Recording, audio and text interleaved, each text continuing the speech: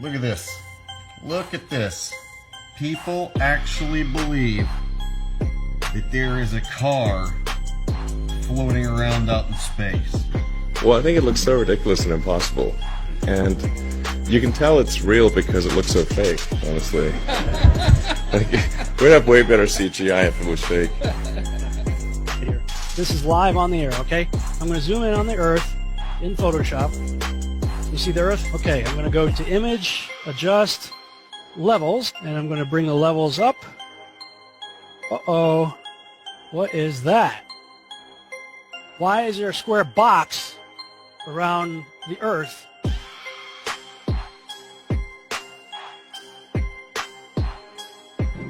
It is Photoshop, but it's has to be. It is Photoshop, but it's has to be. It is the world that has been pulled over your eyes to blind you from the truth. What truth? That you are a slave, Neo. Like everyone else, you were born into bondage, born into a prison that you cannot smell or taste or touch. A prison for your mind.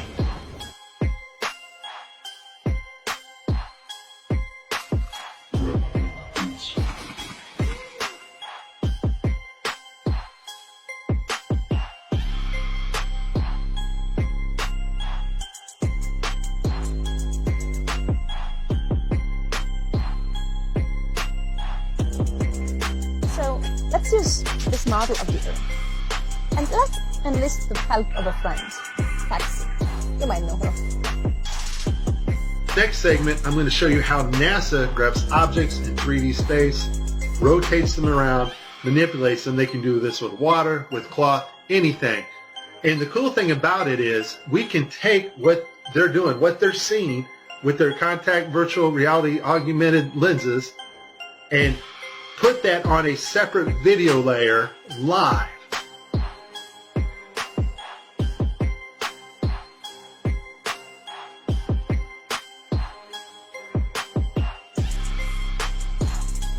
Okay, I have a lot of Tim Peake screw-ups, but this one here, the system glitches, the software does not track his hand properly, and Tim slips his hand underneath his other fingers, which is tightly holding onto the mic, which would be impossible.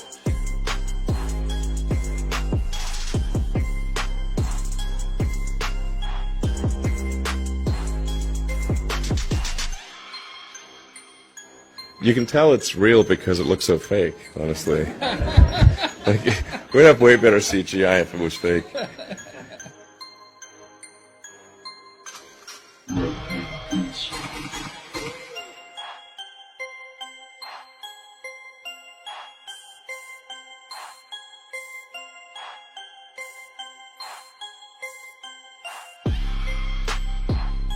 Just another example of NASA faking space. Take a look here at this supposed image of Jupiter. Nothing more than CGI fakery. The supposed auroras. Again, at NASA's official website where it states Hubble captures vivid auroras in Jupiter's atmosphere. Here's the problem. The date of June 30th, 2016.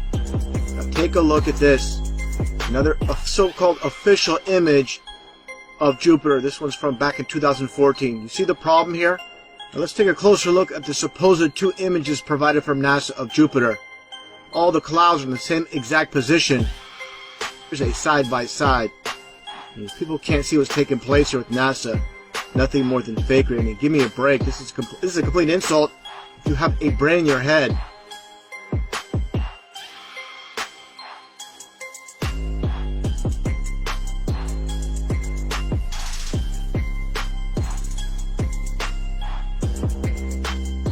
Like you're in a studio, maybe in Omaha, Nebraska or something. The shot is so clear. Is this a hoax? Are you really in space still?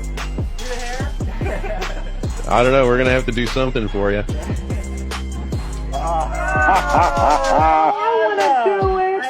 Oh, yeah, I can do that. Watch this. Is this a hoax? Are you really in space still?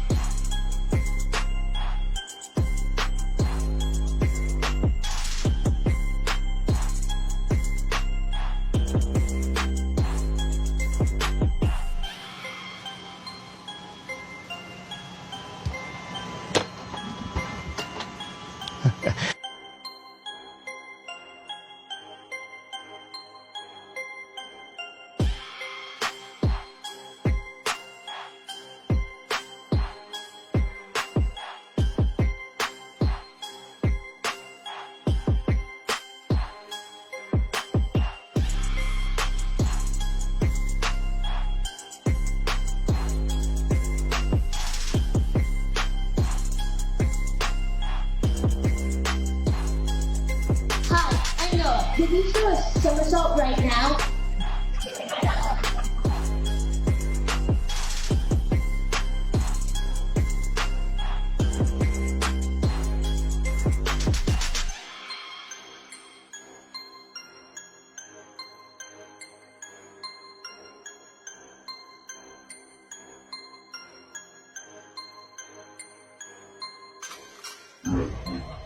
Is this a hoax? Are you really in space still?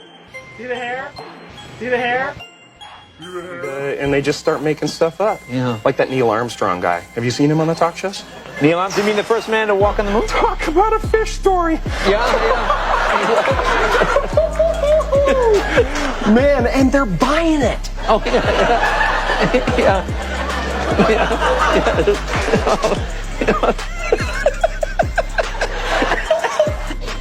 So many times during spacewalks outside the International Space Station, we can see air bubbles rising up. Can you touch on how there are air bubbles in space?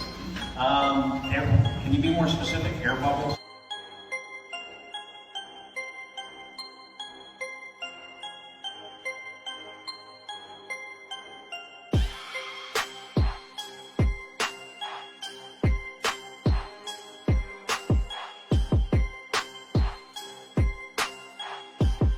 So yeah, like a lot of times during the footage, the NASA footage, you can see bubbles coming up out of the helmets or kind of from underneath you. How do you explain bubbles in space? Yeah, I'm not sure exactly what you're talking about. Now sometimes you get water in the helmet, and it comes either from sweat or from the cooling garments, and that's generally what that is. I've never seen any kind of air bubble anywhere. Could it be that you're filming in an underwater pool and you're not really out there?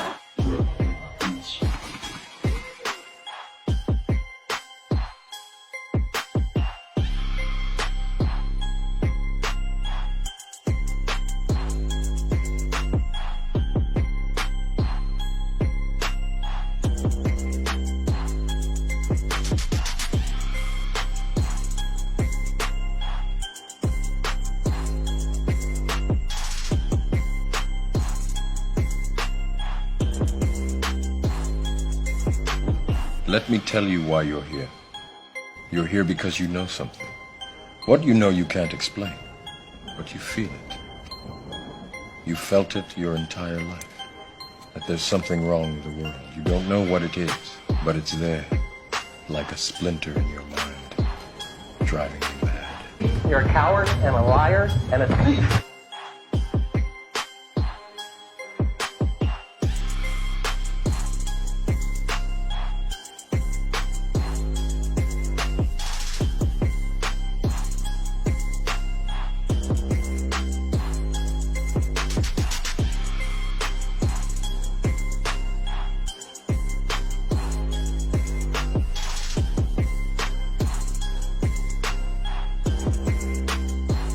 In 1986, the shuttle Challenger exploded about 74 seconds after takeoff, killing all 7 astronauts inside. Or did it? It turns out that 6 of the 7 are still alive and kicking today. Ellison Onizuka claims to be his identical twin brother, Claude. Yeah, I've got an identical twin brother, Claude, too. The Challenger pilot, Mickey Smith, hasn't even bothered changing his name. He's now Professor Michael J. Smith of University of Wisconsin. Now, Krista McAuliffe was a bit of a sneaky one. She was the Challenger payload specialist, quite famous for being a teacher. It turns out during her astronaut days she was using her middle name, Krista, and now she goes by her first name, Sharon. The Challenger commander, Francis Richard Scobie, is now Dick Scobie, which sounds like a rather unpleasant disease. Judith Resnick, the Challenger mission specialist, again hasn't even bothered changing her name. She's a professor at Yale Law. And finally, Ronald McNair, another Challenger mission specialist, claims to be his identical twin brother, Carl McNair. What are the odds? So there I was, just minding my own business, looking at Google Earth, and This big, snow-covered monstrosity is staring me in the face like, why is that covered in snow? So I keep digging a little bit deeper, and I finally get underneath this cloud cover here, and a few images pop up. And I say, oh, images, what are they? Well, this is what you got, which I'm sure that looks familiar to you, right? Looks just like the pictures they give us of Mars. So I'm just kind of creeping around here and definitely noticing the same kind of undulation changes and same kind of rock, same kind of dirt. The only thing that's missing is that nice little red tint that they pay somebody $150,000 a year to put on there. So I'll keep kind of going through here and see if it... What the...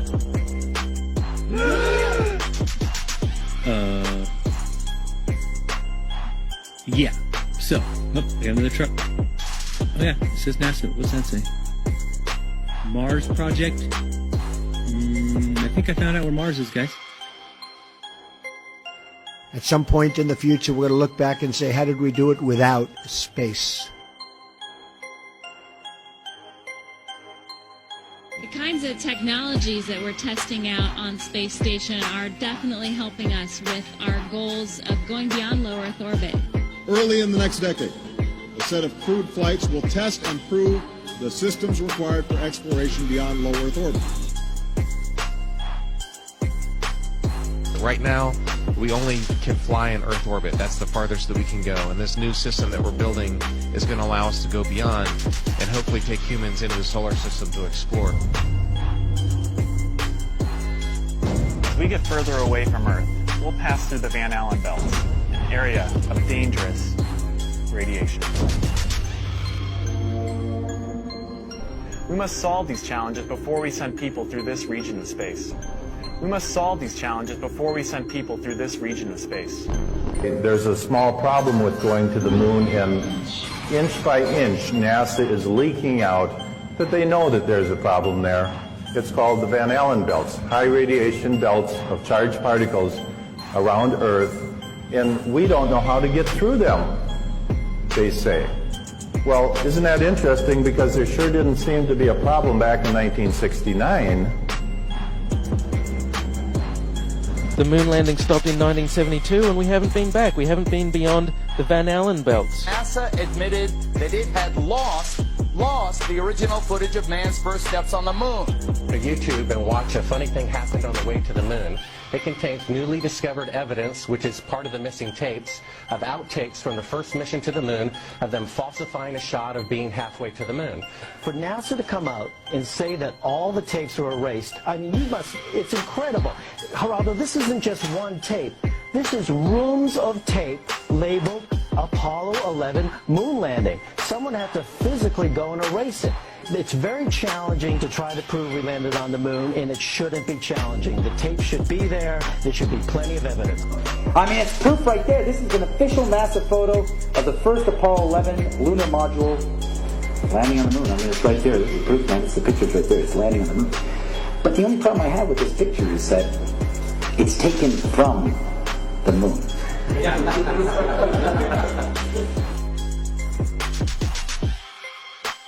People who believe they saw the landing on the moon because they heard it on the radio.